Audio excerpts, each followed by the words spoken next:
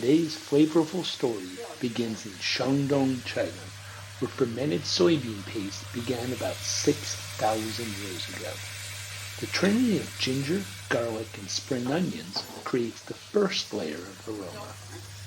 Frying the fish before simmering adds color and flavor. She was adamant that boiling water be added.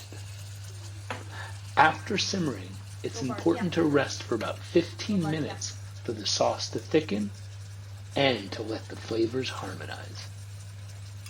A sprinkle of fresh coriander or spring onions is the final touch. The fermented bean paste enriches the sauce with an umami boost and rich brown color. An incredible flavor experience, all curated and captured by Flavor 360.